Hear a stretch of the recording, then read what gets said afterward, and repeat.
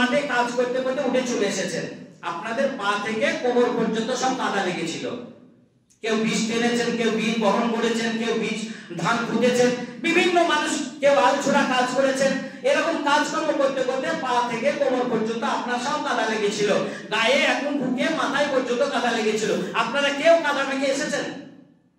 কারো গায়ে কাদা আছে? এক ফোঁটা কাদা আপনারা ইচ্ছাকৃত লাগিয়ে আসেন না। কেন? আপনারা সবাই চাচ্ছেন আজকে পবিত্র জুমার দিন পবিত্র মসজিদে আমাদেরকে একত্রিত হতে হবে।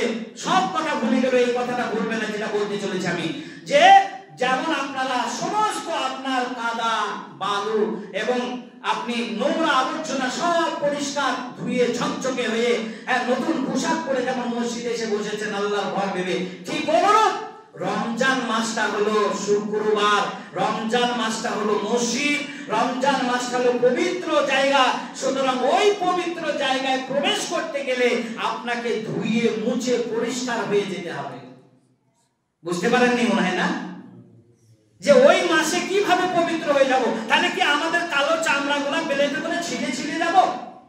আমাদের কটা চামড়াগুলো ছিঁড়ে যাব?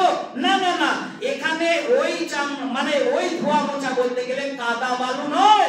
ওই ধোয়া মোছা বলতে গেলে আপনার জীবনে যত অন্যায় হয়েছে, যত গুনাহ করেছেন, সেই গুনাহ অন্যায় সেগুলো হলো মানে অপবিত্র জিনিস। আপনার গায়ে যদি লেগে থাকে, ওই অপবিত্র থেকে আপনাকে পবিত্র হওয়ার চেষ্টা করতে হবে ওই মাসটায় ঢোকার জন্য। কোন মাসটায়? ওই পবিত্র রমজান মাস, পবিত্র জুম্মার দিন, পবিত্র স্থান। আমি রমজান মাসটাকে মসজিদ বলে আপনাদেরকে বোঝাতে চাচ্ছি যে ওই মাসটাকে প্রবেশ করতে গেলে, পেতে গেলে, ওই মাসে ঢুকতে গেলে আপনাকে পবিত্র মানে আপনার পাপ রাশিকে মোছার চেষ্টা করতে হবে, ধোয়ার চেষ্টা করতে হবে। এই ধোয়ার মাস এই মাসটা, মোছামুছির মাস এইটা।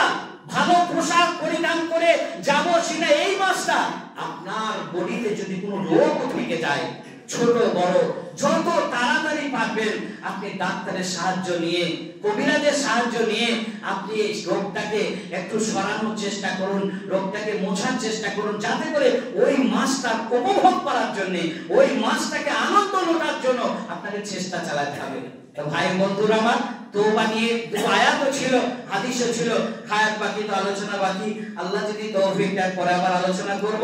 তবে এতটুকুই আপনাদের কাছে আমার অনুরোধ, যে মাসটা পেয়েছি এই মাসটাকে আমরা গুরুত্ব দেব এবং এই মাসে আমরা রেডি হয়ে যাব, এই মাসে আমরা বডিটাকে ফিটিং করে নেব ওই মাসটাকে উপভোগ করার জন্য। এই তৌফিক যেন আল্লাহ আমাদের ছোট বড় নারী পুরুষ সকলকে দান করুন। আল্লাহ সকলকে তুমি সুস্থতা দান করো, আল্লাহ সকলে রোগ মুক্ত করে দাও। আল্লাহ যারা কবরবাসী হয়ে গেছে তাদেরকে প্রশ্নোত্তর সহজ করে দিয়ে তাদের মখমলের বিছানা জান্নাতের খাওয়ার নেওয়ার আলো নুরানি তাদের কবরে পৌঁছে দিও। রব্বানা তাকাব্বাল মিন্না ইন্নাকা আনতাস সামিউল আলিম। আমিন।